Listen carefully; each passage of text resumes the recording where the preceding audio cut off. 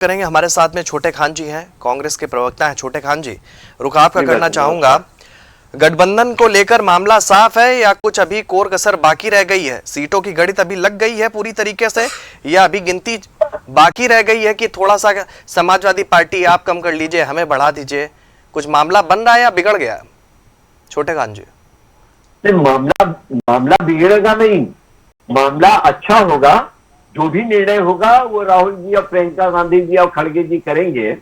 और मामला जो है कि देखिए, भारतीय जनता पार्टी की सरकार जो है पहले तो वोट चोरी करती थी, अब सीट चोरी करने लगी है। इसलिए राहुल गांधी जी बहुत ठोक बजाकर गठबंधन करेंगे और भारतीय जनता पार्टी को सरकार से हटाना होगा, तभी कुछ उत्तर प्रदेश में परिवर्तन हो सकता है, नहीं तो बाकी परिवर्तन उत्तर प्रदेश में नहीं हो सकता है। ये भारतीय जनता पार्टी की जो इनके सारी मशीनरी, सरकारी जो मशीनरी का दुरुपयोग कर रही है भारतीय जनता पार्टी, ये बहुत ही लोकतंत्र के लिए खतरनाक है। छोटे खान जी, आप कह रहे हैं कि सरकारी मशीनरी का दुरुपयोग कर रही है और आप नहीं, तमाम कांग्रेस की तरफ से, तमाम विपक्षी दलों की तरफ से ये आरोप लगाए जाते हैं समय समय पर। ठीक है, ये अलग संदर्भ है, इस पर भी हम कभी कभी बात करते हैं। लेकिन क्या लगता है, समाजवादी पार्टी, आप बीजेपी को चुनौती देते हुए नजर आ रहे हैं। आप कह रहे हैं कि मुकाबला जो है वो बीजेपी और कांग्रेस के बीच में भी है कहीं ना कहीं, लेकिन यूपी में कांग्रेस की स्थिति किसी से छुपी हुई नहीं है कि किन स्थितियों में है, किन संघर्ष का सामना कर रही है। और देश की अगर बात करते हैं तो दायरा भी समेटता हुआ नजर आ रहा है। कैसे बात बनेगी बीजेपी के सामने, कैसे ताल ठोक पाएंगे? छोटे खान जी। हमारा लोग का जो भी गठबंधन है अभी तक बहुत अच्छा है, सब लोग इंडिया गठबंधन में शामिल हैं। ठीक है कि कुछ लोग अभी चुनाव थोड़ा सा दूर है, जब करीब आएगा तो सारे लोग, सारा पिक्चर सामने आ जाएगा।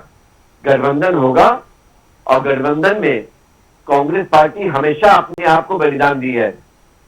आप कह रहे हैं कि कांग्रेस पार्टी बलिदान दे रही है, आपके अजय राय कह रहे हैं कि कांग्रेस पार्टी बरगद है, और समाजवादी पार्टी की तरफ से कहा जा रहा है कि हम आम हैं, जो हम छाया भी दे रहे हैं और फल भी दे रहे हैं। संगठन जो है सारे विधानसभा पर तैयारी कर लिया है। हमारा संगठन जो है सारे विधानसभा पर तैयारी कर लिया है। अब हमको लड़ना है, सबको एकजुट होकर लड़ना होगा और सबको बड़ा दिल दिखाना होगा, चाहे वो समाजवादी पार्टी हो या बसपा हो या जो भी गठबंधन में या इंडिया गठबंधन के लोग हैं, सारे लोग को एकजुट होकर भारतीय जनता पार्टी से मुकाबला करना होगा। नहीं, बड़ा दिल दिखाने की आप भी बात कर रहे हैं छोटे खान जी, बड़ा दिल वाला मामला जो है वो क्लियर नहीं हो रहा है। समाजवादी पार्टी कह रही है कि कांग्रेस को बड़ा दिल दिखाना चाहिए, कांग्रेस कह रही कि हमारे साथ जो सहयोगी दल है जिसमें समाजवादी पार्टी है उसको बड़ा दिल दिखाना होगा। तो ये बड़ा दिल दिखाएगा कब और कौन दिखाएगा? लोकसभा के चुनाव में हमने बड़ा दिल दिखाया, समाजवादी पार्टी को फायदा हुआ, हमको नहीं फायदा हुआ। हमको जितनी मिलनी थी मिल गई और कुछ सीटों पे हमने चिकन फाइटर आए हुए थे। अब हम लोग ये अपनी तैयारी किए हैं, हमारा संगठन जो है बूथ स्तर पर बन गया है। उत्तर प्रदेश में सारे बूथ स्तर, पंचायती राज स्तर पर हम लोग तैयारी कर चुके हैं। हम लोग बड़ी मजबूती से अजय राय जी के नेतृत्व में और प्रियंका गांधी के नेतृत्व में, राहुल गांधी जी के नेतृत्व में उत्तर प्रदेश में मजबूती से लड़ेंगे और सारे गठबंधन के साथ लड़ेंगे। ठीक है छोटे खान जी, आप कह रहे हैं कि हमें फायदा नहीं हुआ, आपको भी फायदा हुआ। लोकसभा चुनाव में सीटों की संख्या बढ़ गई, समाजवादी पार्टी को तो फायदा हुआ, 37 सीट, आप भी 6 से 7 सीटें जो है लगभग जीते थे जी। तो कम से कम ये है कि ये मत कहिए कि हमें फायदा नहीं हुआ, आपको भी फायदा तो हुआ है, कांग्रेस को नुकसान भी हुआ है। चलिए ठीक है, देख लेते हैं कि इस नुकसान की भरपाई क्या इस बार हो पाएगी। ठीक है छोटे खान जी, देखते हैं इस बार नुकसान की भरपाई हो पाएगी। हमारे पास हमारे साथ में जुड़ चुकी हैं समाजवादी पार्टी की, अच्छा अभी जुड़ेंगी, जुड़ने की कोशिश कर रहे हैं, वो शायद रास्ते में है, दोबारा से रुक करेंगे।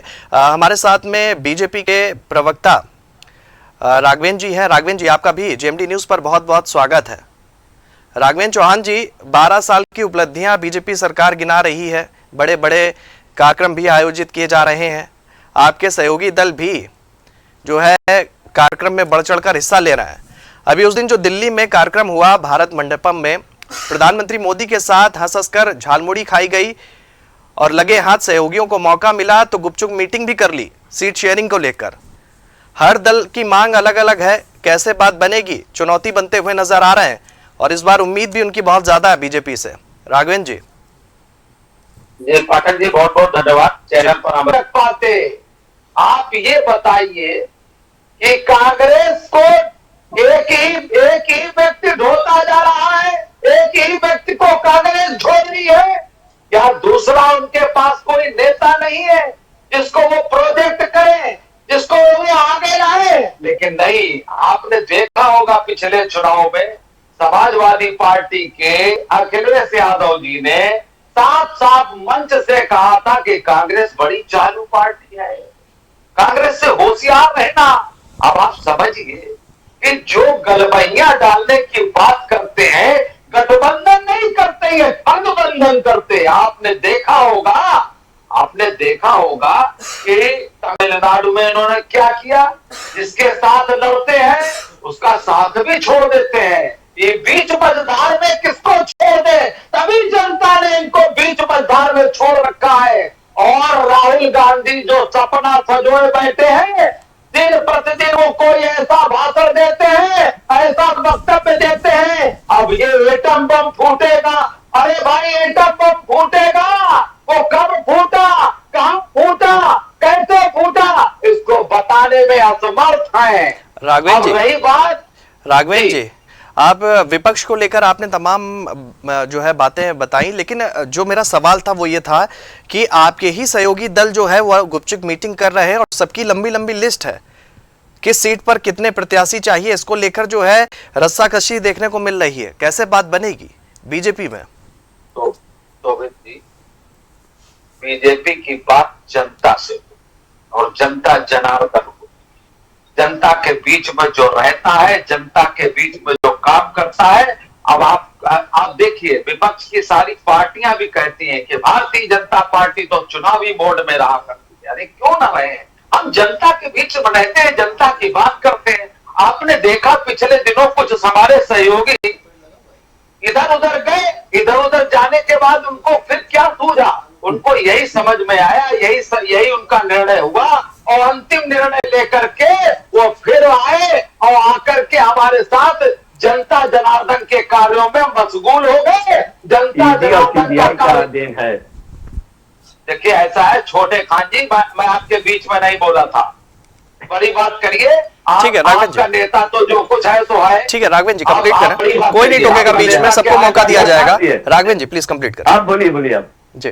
देखिए ऐसा है कि भारतीय जनता पार्टी कभी भी इस तरीके की बातें नहीं करती, न जनता के बीच में इस तरीके का कोई। राघवेंद्र जी आपकी बात ठीक है, भारतीय जनता पार्टी नहीं करती बात, आपकी बात ठीक है, भारतीय जनता पार्टी बात नहीं करती, लेकिन आपके साथ वाले संजय निषाद, ओम प्रकाश राजभर, जयंत चौधरी, अनुप्रिया पटेल ये तो बात कर रहे हैं।